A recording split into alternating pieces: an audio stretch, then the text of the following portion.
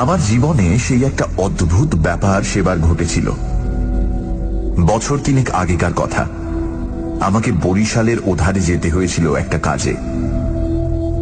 ওই অঞ্চলের একটা গঞ্জ থেকে বেলা প্রায় 12টার সময় নৌকোয় উঠলাম। আমার সঙ্গে এক নৌকোয় বরিশালের এক ভদ্রলোক ছিলেন। গল্পে গুজবে সময় কাটতে লাগল। সময়টা পুজোর পরই। দিনটা মেঘলা মেঘলা, মাঝে মাঝে টিপটিপ করে বৃষ্টিও পড়তে শুরু করলো। সন্ধ্যের কিছু আগে কিন্তু আকাশটা অল্প পরিষ্কার হয়ে গেল। ভাঙা ভাঙা মেঘের মধ্যে দিয়ে চতুর্দশীর চাঁদের আলো অল্প অল্প প্রকাশ হলো। সন্ধে হবার সঙ্গে সঙ্গে আমরা বড় নদী ছেড়ে একটা খালে পড়লাম। শোনা গেল খালটা এখান থেকে আরম্ভ হয়ে নোয়াখালীর উত্তর দিয়ে একেবারে মেঘনায় মিশেছে। পূর্ববঙ্গে সেই আমার নতুন যাওয়া। চোখে কেমন সব একটু নতুন ঠেকতে লাগলো। অপরিসর খালের দুধারে বৃষ্টি স্নাত কেয়ার জঙ্গলে মেঘে আধা ঢাকা চতুর্দশীর জ্যোৎস্না চিকচিক করছিল। মাঝে মাঝে নদীর ধারে বড় বড় মাঠ, সতী, বেত, ফার্ন গাছের বন জায়গায় জায়গায় খালের জলে ঝুঁকে পড়েছে। বাইরে একটু ঠান্ডা থাকলেও আমি ছইয়ের বাইরে বসে দেখতে দেখতে যাচ্ছিলাম। বরিশালের সে অংশটা সুন্দরবনের কাছাকাছি। ছোট ছোট খাল ও নদী চারিধারে। সমুদ্র খুব দূরে নয়, 10-15 মাইল দক্ষিণ পশ্চিমেই হাতিয়া ও সন্দ্বীপ। আরো একটু রাত হলো। খালের দুপারের নির্জন জঙ্গল অস্ফুট জ্যোৎস্নায় কেমন যেন অদ্ভুত দেখাতে লাগলো। এই অংশের লোকের বসতি একেবারেই নেই। শুধু ঘন বন আর জঙ্গলের ধারে বড় বড় হোগলা গাছ। আমার সঙ্গী বললেন, এত রাত্রে আর বাইরে থাকবেন না, আসুন ছইয়ের মধ্যে। এসব জঙ্গলে, বুঝলেন না। তারপর তিনি সুন্দরবনের নানা গল্প করতে লাগলেন। তার এক কাকা নাকি ফরেস্ট ডিপার্টমেন্টে কাজ করতেন। তারই লঞ্চে করে তিনি একবার সুন্দরবনের নানা অংশে বেরিয়েছিলেন। সেই সব গল্প। রাত প্রায় 12টার কাছাকাছি হলো। মাঝি আমাদের নৌকোয় ছিল মোটে একটি। সে বলে উঠল, বাবু, একটু এগিয়ে গিয়ে বড় নদী পড়বে। এত রাতে একা সেই নদীতে পাড়ি জমাতে পারবো না। এইখানে নৌকো রাখি। নৌকো সেখানেই বাঁধা হলো। এদিকে বড় বড় গাছের আড়ালে চাঁদ অস্ত গেল। দেখলাম অপ্রশস্ত খালের দুধারেই অন্ধকারে ঢাকা ঘন জঙ্গল। চারিদিকে কোনো শব্দ নেই। পতঙ্গগুলো পর্যন্ত চুপ করেছে। সঙ্গীকে বললাম, মশাই, এই তো সরু খাল। আরে, পাড় থেকে বাঘ লাফিয়ে পড়বে না তো নৌকোর উপর? সঙ্গী বললেন, না পড়লেই আশ্চর্য হব। শুনে অত্যন্ত আনন্দে ছইয়ের মধ্যে ঘেঁষে বসলাম। খানিকটা বসে থাকবার পর সঙ্গী বলল, আসুন একটু শোয়া যাক। ঘুম তো হবে না, আর ঘুমানো ঠিকও না। আসুন একটু চোখটা অন্তত বুঝে থাকি। খানিকটা চুপ করে থাকবার পর সঙ্গীকে ডাকতে গিয়ে দেখি তিনি ঘুমিয়ে পড়েছেন। মাঝিও জেগে আছে বলে মনে হলো না। ভাবলাম, তবে আমি বা কেন মিথ্যে মিথ্যে চোখ চেয়ে চেয়ে থাকি।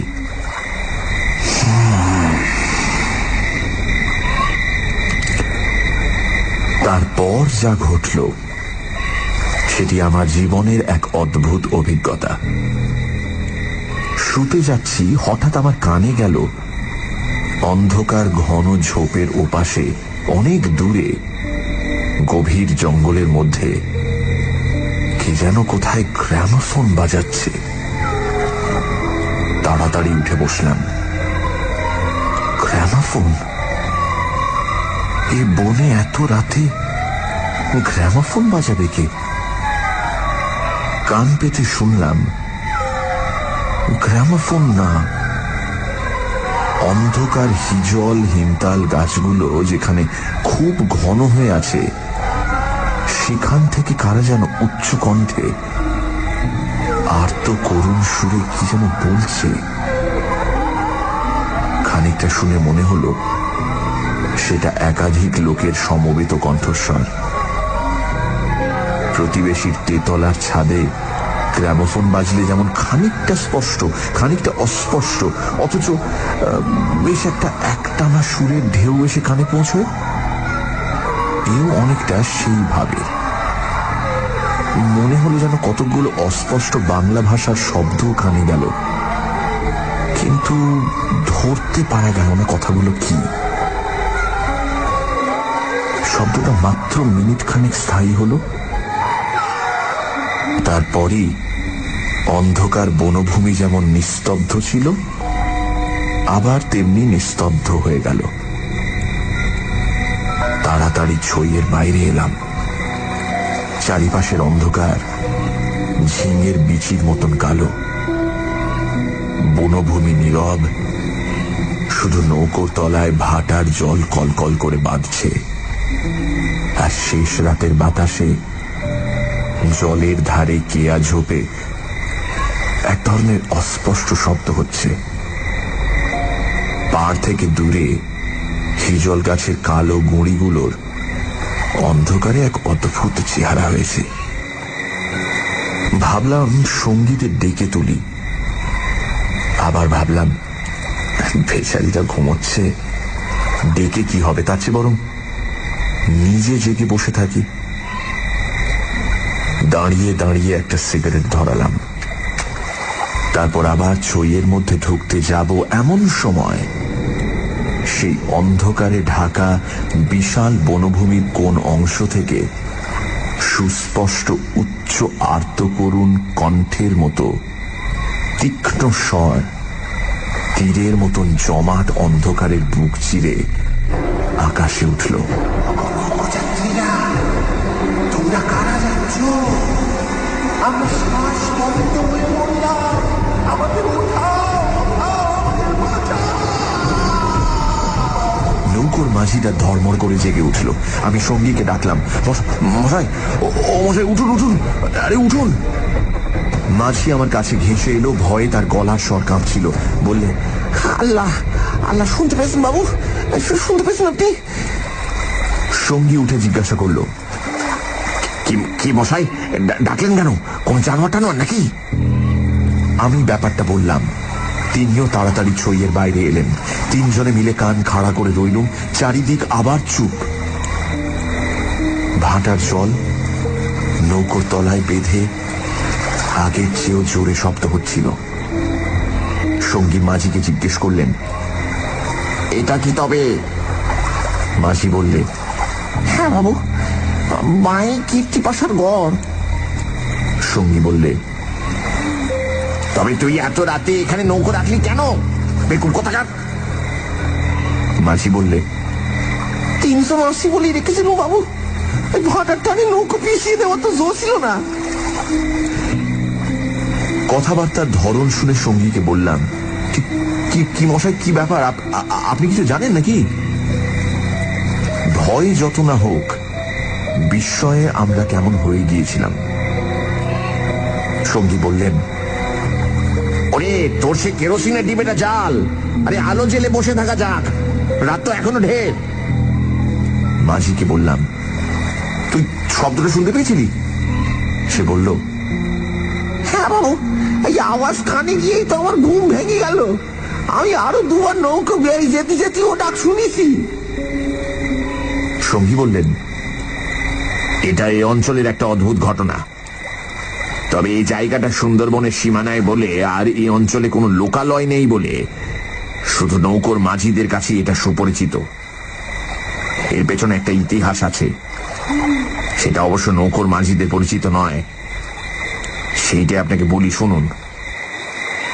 তারপর কেরোসিনের ডিবার আলোয় অন্ধকার বনের বুকের মধ্যে বসে সঙ্গীর মুখে কীর্তি পাশার গড়ের ইতিহাসটা শুনতে লাগলাম। 250 বছর আগের কথা। মুনিম খাঁ তখন গৌড়ের সুবেদার। এই অঞ্চলে তখন 12 ভূঁইয়ার 2 প্রতাপশালী ভূঁইয়া রাজা রামচন্দ্র রায় ও ঈসা খাঁ মসনদে আলীর খুব প্রতাপ।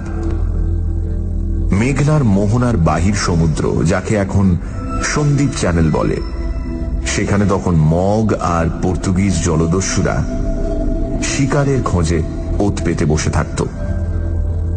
সে সময় এখানে এরকম জঙ্গল ছিল না। এই সমস্ত জায়গা কীর্তি রায়ের অধিকারে ছিল। এইখানে তার সুদৃঢ় দুর্গ ছিল। মগ জলদস্যুদের সঙ্গে তিনি অনেকবার লড়েছিলেন। তার অধীনে সৈন্য সামন্ত, কামান, যুদ্ধের কোষা সবই ছিল। সন্দ্বীপ তখন ছিল পর্তুগিজ জলদস্যুদের প্রধান আড্ডা। এদের আক্রমণ থেকে আত্মরক্ষা করবার জন্য এই অঞ্চলের সকল জমিদারকেই সৈন্যদল দৃঢ় করে গড়তে হতো। এ বনের পশ্চিম ধার দিয়ে তখন আরেকটা খাল বড় নদীতে পড়ত। বনের মধ্যে তার চিহ্ন এখনো আছে। কীর্তি রায় অত্যন্ত অত্যাচারী এবং দুর্ধর্ষ জমিদার ছিলেন।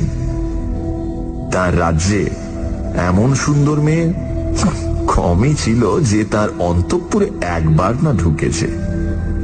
তাছাড়া তিনি নিজেও এক প্রকার জলদস্যুই ছিলেন। তার নিজের অনেকগুলো বড় ছিপ অর্থাৎ ছোট নৌকো ছিল। কীর্তি রায়ের পাশের জমিদারি ছিল কীর্তি রায়ের বন্ধুর। এরা ছিলেন চন্দ্রদ্বীপের রাজা রামচন্দ্র রায়ের পত্তনিদার। অবশ্য সে সময় অনেক পত্তনিদারের ক্ষমতা এখনকার স্বাধীন রাজাদের চেয়ে বেশি ছিল। কীর্তি রায়ের বন্ধু মারা গেলে তার তরুণ বয়স্ক পুত্র নরনারায়ণ রায় পিতার জমিদারির ভার পান। নরনারায়ণ তখন সবে যৌবনে পদার্পণ করেছেন। অত্যন্ত সুপুরুষ, বীর এবং শক্তিমান। নরনারায়ণ কীর্তি রায়ের পুত্র চঞ্চল রায়ের সমবয়সী ও বন্ধু। সেবার কীর্তি রায়ের নিমন্ত্রণে নরনারায়ণ রায় তাঁর রাজ্যে দিন কতকের জন্য বেড়াতে এলেন। চঞ্চল রায়ের তরুণী পত্নী লক্ষ্মী দেবী স্বামীর বন্ধু নরনারায়ণকে দেওরের মতন স্নেহের চোখে দেখতে লাগলেন। 2-1 দিনের মধ্যেই কিন্তু সে স্নেহের চোটে নরনারায়ণকে বিব্রত হয়ে উঠতে হল। নরনারায়ণ রায় তরুণ বয়স্ক হলেও একটু গম্ভীর প্রকৃতির। বিদ্যুৎ চঞ্চলা তরুণী বন্ধু পত্নীর ব্যঙ্গ পরিহাসে গম্ভীর প্রকৃতি নরনারায়ণের মান বাঁচিয়ে চলা দুষ্কর হয়ে পড়ল। স্নান করে উঠেছেন, মাথার পাগড়ি খুঁজে পাওয়া যায় না। নানা জায়গায় খুঁজে হয়রান হয়ে তার আশা ছেড়ে দিয়ে বসে আছেন। হঠাৎ কখন নিজের বালিশ তুলতে গিয়ে দেখেন তার নিচেই পাগড়ি চাপা আছে, যদিও এর আগেও তিনি বালিশের নিচেই খুঁজেছেন। তার প্রিয় তলোয়ারটা দুপুর থেকে বিকেলের মধ্যে 5 বার হারিয়ে গেল। আবার 5 বারই সম্পূর্ণ অপ্রত্যাশিত জায়গা থেকে খুঁজে পাওয়া গেল। পানে এমন সব জিনিসের সমাবেশ হতে লাগলো যা কোনো কালেই পানের উপকরণ নয়। বন্ধু পত্নীর সঙ্গে কিছুতেই এঁটে উঠতে না পেরে অত্যাচার জর্জরিত নরনারায়ণ রায় ঠিক করলেন তার বন্ধুর স্ত্রীটি একটু ছিটগ্রস্ত। বন্ধুর দুর্দশায় চঞ্চল রায় মনে মনে খুশি হলেও বাইরের স্ত্রীকে বললেন, 2 দিনের জন্য এসেছে বেচারি, ওকে তুমি যে রকম বিব্রত করে তুলেছ ও আর কখনো এখানে আসবে না। দিন কয়েক এরকম কাটবার পর কীর্তি রায়ের আদেশে চঞ্চল রায়কে কি একটা কাজে হঠাৎ গৌড়ে যাত্রা করতে হলো। নরনারায়ণ রায়ও বন্ধুর স্ত্রী কখন যে কি করে বসে সেই ভয়ে কয়েকদিন কাটানোর পর নিজের বজরায় উঠে হাঁপ ছেড়ে বাঁচলেন। যাবার সময় লক্ষ্মী দেবী বলে দিলেন, এবার আবার যখন আসবে ভাই, এমন একটা বিশ্বাসী লোক সঙ্গে এলো যে রাত দিন তোমার জিনিসপত্র ঘরে বসে পাহারা দেবে, বুঝলে? নরনারায়ণ রায়ের বজরা রায়মঙ্গলের মোহনা ছাড়িয়ে যাবার একটু পরেই জলদস্যুদের দ্বারা আক্রান্ত হল। তখন দুপুরবেলা সমুদ্রের সেই অংশে এমন কোন নৌকো ছিল না যারা সাহায্য করতে আসতে পারে। সেটা রায়মঙ্গল আর কালাবদর নদীর মুখ। সামনেই সমুদ্র। সন্দীপ চ্যানেল জলদস্যুদের প্রধান ঘাঁটি। নরনারায়ণের বজ্রার রক্ষীরা কেউ হত হল, কেউ সাংঘাতিক জখম। নিজে নরনারায়ণ দস্যুদের আক্রমণ প্রতিহত করতে গিয়ে হাঁটুতে কিসের খোঁচা খেয়ে অজ্ঞান হয়ে পড়লেন। জ্ঞান হবার পর দেখতে পেলেন তিনি এক অন্ধকার জায়গায় শুয়ে আছেন। তার সামনে কি যেন একটা বড় নক্ষত্রের মতন জ্বলছে। খানিকক্ষণ জোরে চোখের পলক ফেলবার পর তিনি বুঝলেন যাকে তারা বলে মনে হয়েছিল তা আসলে একটি ছোট জানালা থেকে ঢুকে আসা বাইরের আলো। নরনারায়ণ দেখলেন তিনি একটি অন্ধকার ঘরের ভেজা মেঝের উপর শুয়ে আছেন। ঘরের দেয়ালের জায়গায় জায়গায় সবুজ শ্যাওলার দল গজিয়েছে। আরো কদিন, আরো কটা রাত কেটে গেল। কেউ তার জন্য কোনো খাবার আনলো না। তিনি বুঝলেন যারা তাকে এখানে এনেছে তাকে না খেতে দিয়ে মেরে ফেলাই তাদের উদ্দেশ্য। মৃত্যু, সামনে নির্মম মৃত্যু। সেদিনটাও কেটে গেল। আঘাতজনিত ব্যথায় এবং ক্ষুধা তৃষ্ণায় অবসন্ন নরনারায়ণের চোখের সামনে থেকে জানালার শেষ আলোটাও মিলিয়ে গেল। তিনি অন্ধকার ঘরের পাথরের মেঝেতে শুয়ে অধীরভাবে মৃত্যুর অপেক্ষা করতে লাগলেন। অনেকক্ষণ পরে, কতক্ষণ পরে তা তিনি বুঝতে পারলেন না, হঠাৎ আলো চোখে লেগে তার তন্দ্রা ঘোর কেটে গেল। বিস্মিত নরনারায়ণ চোখ মেলে দেখলেন তার সামনে প্রদীপ হাতে দাঁড়িয়ে তার বন্ধুর স্ত্রী লক্ষ্মী দেবী। কথা বলতে গিয়ে লক্ষ্মী দেবীর ইঙ্গিতে নরনারায়ণ থেমে গেলেন। লক্ষ্মী দেবী হাতের প্রদীপটি আঁচল দিয়ে ঢেকে নরনারায়ণকে তার অনুসরণ করতে ইঙ্গিত করলেন। একবার নরনারায়ণের সন্দেহ হল এসব স্বপ্ন নয় তো, কিন্তু ওই যে দীপশিখার উজ্জ্বল আলোয় ভিজে দেয়ালে সবুজ শ্যাওলার দল স্পষ্ট দেখা যাচ্ছে। নরনারায়ণ শক্তিমান যুবক, ক্ষুধায় দুর্বল হয়ে পড়লেও নিশ্চিত মৃত্যুর গ্রাস থেকে বাঁচবার উৎসাহে তিনি দ্রুত পায়ে বন্ধু পত্নীর পেছন পেছন চললেন। একটা বাঁকা পাথরের সিঁড়ি দিয়ে উপরে উঠে একটি দীর্ঘ সুড়ঙ্গ পার হবার পর তিনি দেখলেন যে তারা কীর্তি রায়ের প্রাসাদের সামনের খাল ধারে এসে পৌঁছেছেন। লক্ষ্মী দেবী একটা ছোট বেতে বোনা থলি বার করে তার হাতে দিয়ে বললেন, এতে খাবার আছে, এখানে খেও না। তুমি সাঁতার জানো, খাল পার হয়ে ওপারে গিয়ে কিছু খেয়ে নাও, তারপর যত শিগগির পারো পালিয়ে যাও। ব্যাপারটা কি নরনারায়ণ রায় একটু একটু করে বুঝলেন। তার বিস্তৃত জমিদারি কীর্তি রায়ের জমিদারির পাশেই, এবং তার অবর্তমানে কীর্তি রায় ভবিষ্যৎ জমিদার। অত বড় বিস্তৃত ভূসম্পত্তি সৈন্য সামন্ত কীর্তি রায়ের হাতে এলে তিনি কি আর কিছু গ্রাহ্য করবেন? প্রদীপের আলোয় নরনারায়ণ দেখলেন তার বন্ধুপত্নীর মুখে সে চটুল হাসি রেখার চিহ্ন নেই। তার মুখখানি সহানুভূতিতে ভরা মাতৃমুখের মতন স্নেহ কোমল হয়ে এসেছে। তাদের চারপাশে গাঢ় অন্ধকার, মাথার উপর আকাশের বুক চিরে দিগন্ত বিস্তৃত উজ্জ্বল ছায়াপথ। কাছেই খালের জল জোর ভাটার টানে তীরের হোগলা গাছ দুলিয়ে কলকল শব্দে বড় নদীর দিকে ছুটেছে। নরনারায়ণ আবেগপূর্ণ সুরে জিজ্ঞাসা করলেন, বউ ঠাকুরুন, চঞ্চল কি এর মধ্যে আছে? লক্ষ্মী দেবী বললেন, না ভাই, তিনি কিছু জানেন না। এই সব শ্বশুর ঠাকুরের কীর্তি, এই জন্যই তাকে অন্য জায়গায় পাঠিয়েছেন। এখন আমার মনে হচ্ছে গৌটো সব মিথ্যে। নরনারায়ণ দেখলেন লজ্জায় দুঃখে তার বন্ধুপত্নীর মুখ বিবর্ণ হয়ে উঠেছে। লক্ষ্মী দেবী আবার বললেন, আমি আজ জানতে পারি খিড়কিগড়ের পাইক সর্দার আমায় মা বলে। তাকে দিয়ে দুপুরহাটের পাহারা সব সরিয়ে রেখে দিয়েছিলাম, তাই। নরনারায়ণ বললেন, বউ ঠাকুরুন, আমার এক বোন ছেলেবেলায় মারা গিয়েছিল। তুমি আমার সেই বোন, আজ আবার ফিরে এলে। লক্ষ্মী দেবীর পদ্মের মতো মুখখানি চোখের জলে ভেসে গেল। একটু ইতস্তত করে বললেন, ভাই, বলতে সাহস পাই না, তবু একটা কথা বলছি, বোন বলে যদি রাখো। নরনারায়ণ জিজ্ঞাসা করলেন, কি কথা বউ ঠাকুরুন? লক্ষ্মী দেবী বললেন, তুমি আমার কাছে বলে যাও ভাই যে শ্বশুর ঠাকুরের কোনো অনিষ্ট চিন্তা তুমি করবে না।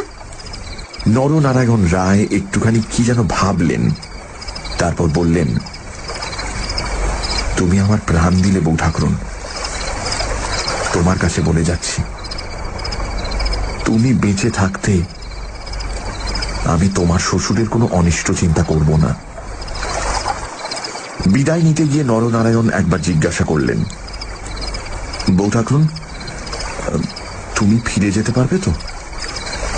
লক্ষ্মী দেবী বললেন, আমি ঠিক যাব, তুমি কিন্তু যত দূর পারো সাঁতরে গিয়ে তারপর ডাঙে উঠে চলে যেও।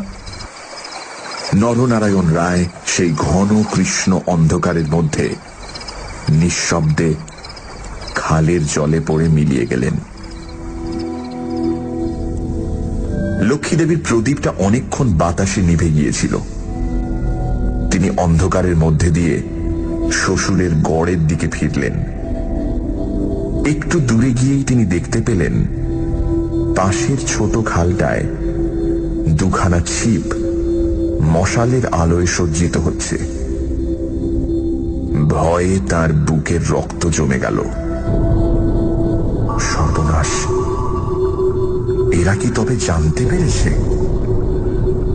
দ্রুত পায়ে অগ্রসর হয়ে গুপ্ত সুড়ঙ্গের মুখে এসে তিনি দেখলেন সুড়ঙ্গের পথ খোলাই আছে। তিনি তাড়াতাড়ি সুড়ঙ্গের মধ্যে ঢুকে পড়লেন। কীর্তি রায় বুঝতেন নিজের হাতের আঙুলও যদি বিষাক্ত হয়ে ওঠে তো তাকে কেটে ফেলাই সমস্ত শরীরের পক্ষে মঙ্গল। পরদিন আবার দিনের আলো ফুটে উঠল, কিন্তু লক্ষ্মী দেবীকে আর কোনো দিন কেউ দেখেনি। রাতের হিংস্র অন্ধকার তাকে গ্রাস করে ফেলেছিল।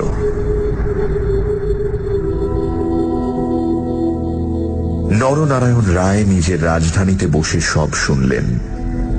গুপ্ত সুড়ঙ্গের দুধারের মুখ বন্ধ করে কীর্তি রায় তাঁর পুত্রবধূর শ্বাসরোধ করে তাকে হত্যা করেছেন। শুনে তিনি চুপ করে রইলেন। এর কিছুদিন পরে তার কানে গেল বাসুন্তার লক্ষণ রায়ের মেয়ের সঙ্গে খুব তাড়াতাড়ি চঞ্চলের বিয়ে। সেদিন রাতে চাঁদ ওঠার পর নিজের প্রাসাদের ছাদে বেড়াতে বেড়াতে চারিদিকের শুভ্র সুন্দর আলোর সাগরের দিকে দৃষ্টিপাত করে দৃঢ় চিত্ত নরনারায়ণ রায়েরও চোখের পাতা যেন ভিজে উঠল। তার মনে হল তার অভাগিনী বউ ঠাকুরানীর চোখের দুষ্টু হাসিটি তারায় তারায় নবমল্লিকার মতো ফুটে উঠেছে।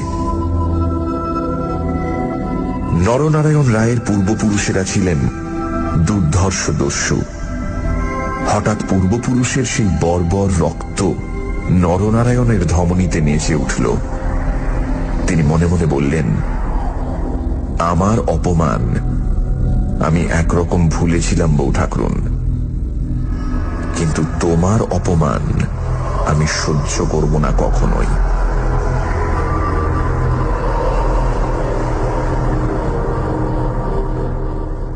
কিছুদিন কেটে গেল। তারপর একদিন এক শীতের ভোর রাতের কুয়াশা কেটে যাওয়ার সঙ্গে সঙ্গে দেখা গেল কীর্তি রায়ের গড়ের খালের মুখ ছিপে সুলুপে জাহাজে ভরে গিয়েছে। তোপের আওয়াজে কীর্তি রায়ের প্রাসাদ দুর্গের ভিত ঘন ঘন কেঁপে উঠতে লাগলো। কীর্তি রায় শুনলেন আক্রমণকারী নরনারায়ণ রায়। সঙ্গে দুরন্ত পর্তুগিজ জলদস্যু সেবাস্টিও গঞ্জালেস। উভয়ের সম্মিলিত বহরের 40খানা কোষা খালের মুখে চড়াও হয়েছে। পুরো বহরের বাকি অংশ বাইরের নদীতে দাঁড়িয়ে। এই আক্রমণের জন্য কীর্তি রায় আগে থেকে প্রস্তুত ছিলেন। কেবল প্রস্তুত ছিলেন না, নরনারায়ণের সঙ্গে গঞ্জালেসের যোগদানের জন্য। এই কীর্তি রায়ের কাছে সম্পূর্ণ অপ্রত্যাশিত ঘটনা। তাহলেও কীর্তি রায়ের গড় থেকেও তোপ চলল।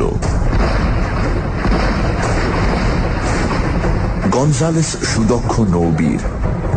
তার পরিচালনে 10খানা সুলুপ চড়া ঘুরে গড়ের পাশের ছোট খালে ঢুকতে গিয়ে কীর্তি রায়ের নৌবাহিনীর এক অংশ দ্বারা বাধা প্রাপ্ত হল।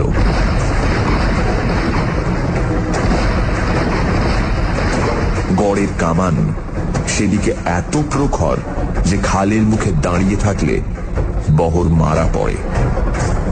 গঞ্জালেস 2খানা কামানবাহী সুলুপ ছোট খালের মুখে রেখে বাকিগুলো সেখান থেকে ঘুরিয়ে এনে চড়ার পিছনে দাঁড় করালো।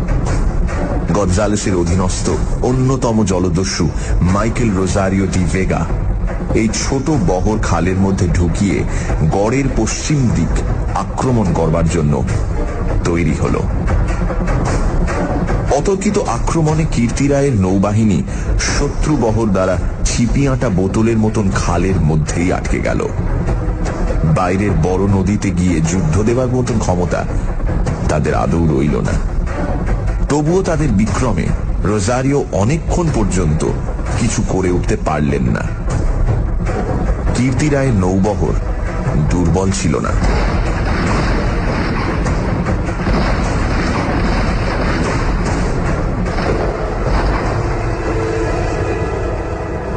বিকেলের দিকে রোজারিওর কামানের মুখে গড়ের পশ্চিম দিকটা একেবারে হুমড়ি খেয়ে পড়ে গেল। নরনারায়ণ রায় দেখলেন প্রায় 30খানা কোষা জখম অবস্থায় খালের মুখে পড়ে। কীর্তি রায়ের গড়ের কামানগুলো সব চুপ। নদীর দুপাড় ঘিরে সন্ধে নেমে আসছে। উপরে নিস্তব্ধ নীল আকাশে কেবলমাত্র এক ঝাঁক শকুনি কীর্তি রায়ের গড়ের উপর চক্রাকারে ঘুরছে। হঠাৎ নরনারায়ণ রায়ের চোখের সামনে বন্ধু পত্নীর কাতর মিনতিপূর্ণ সেই চোখ দুটি মনে পড়ল। তীব্র অনুশোচনায় তার মন তখনই ভরে উঠল। তিনি করেছেন কি? এই রকম করে কি তিনি তার স্নেহময়ী প্রাণদাত্রীর শেষ অনুরোধ রাখতে এসেছেন? নরনারায়ণ রায় হুকুম জারি করলেন, কীর্তি রায়ের পরিবারের এক প্রাণীরও যেন প্রাণহানি না হয়। একটু পরেই সংবাদ এলো গড়ের মধ্যে কেউ নেই। নরনারায়ণ রায় বিস্মিত হলেন। তিনি তক্ষণে নিজে গড়ের মধ্যে ঢুকলেন। তিনি এবং গঞ্জালেস গড়ের সমস্ত অংশ তন্ন তন্ন করে খুঁজলেন। দেখলেন সত্যি কেউ নেই। পর্তুগিজ বহরের লোকেরা গড়ের মধ্যে লুটপাট করতে গিয়ে দেখলেন মূল্যবান জিনিসপত্র বড় কিছু নেই। পরদিন দ্বীপ্রহর পর্যন্ত লুটপাট চলল। কীর্তি রায়ের পরিবারের একটি প্রাণীরও সন্ধান পাওয়া গেল না। দুপুরে কেবলমাত্র 2খানা সুলুপ খালের মুখে পাহারা রেখে নরনারায়ণ রায় ফিরে চলে গেলেন। এই ঘটনার দিন কয়েক পরে পর্তুগিজ জলদস্যু দল লুটপাট করে চলে গেলে কীর্তি রায়ের এক কর্মচারী গড়ের মধ্যে প্রবেশ করে। আক্রমণের দিন সকালেই এই লোকটি গড় থেকে আরো অনেকের সঙ্গে পালিয়েছিল। ঘুরতে ঘুরতে একটা বড় থামের আড়ালে সে দেখতে পেল একজন আহত মুমূর্ষু লোক তাকে ডেকে কি যেন একটা বলবার চেষ্টা করছে। কাছে গিয়ে সে লোকটাকে চিনতে পারল। লোকটি কীর্তি রায়ের পরিবারের এক বিশ্বস্ত পুরনো কর্মচারী। তার মৃত্যুকালীন অস্পষ্ট কথায় আগন্তুক কর্মচারীটি মোটামুটি যা বুঝল তাতেই তার কপাল ঘেমে উঠল। সে বুঝল কীর্তি রায় তার পরিবারবর্গ এবং ধনরত্ন নিয়ে মাটির নিচের এক গুপ্ত স্থানে আশ্রয় নিয়েছেন এবং এই লোকটি, একমাত্র এই লোকটি তার সন্ধান জানে। তখনকার আমলে কেউ এই গুপ্ত পথগুলি না খুলে দিলে সেখান থেকে বেরুবার উপায় কিন্তু ছিল না। কোথায় সে মাটির নিচে ঘর তা স্পষ্ট করে বলবার আগেই আহত লোকটি মারা গেল। বহু অনুসন্ধানেও গড়ের কোন অংশে সে গুপ্ত গৃহ ছিল সেটার কেউই সন্ধান দিতে পারল না। ওই ছোট খালটা প্রকৃতপক্ষে সন্দীপ চ্যানেলেরই একটা খাড়ি। খাড়ির ধার থেকে একটুখানি গেলে গভীর অরণ্যের ভেতর কীর্তি রায়ের গড়ের বিশাল ধ্বংসস্তূপ এখনো বর্তমান আছে, দেখা যাবে। বহুদিন থেকেই এখানে একটা অদ্ভুত ব্যাপার ঘটে থাকে।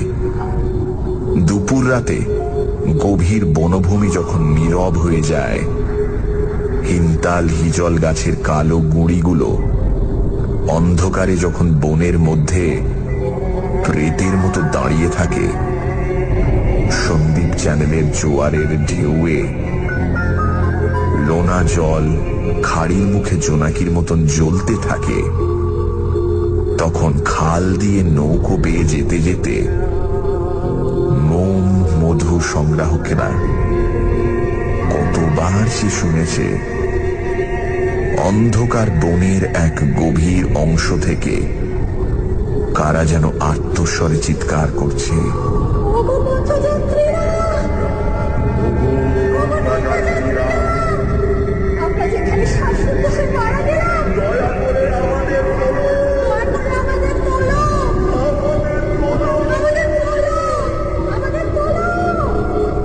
ভয়ে বেশি রাতে এ পথে কেউ নৌকা বাইতে চায় না।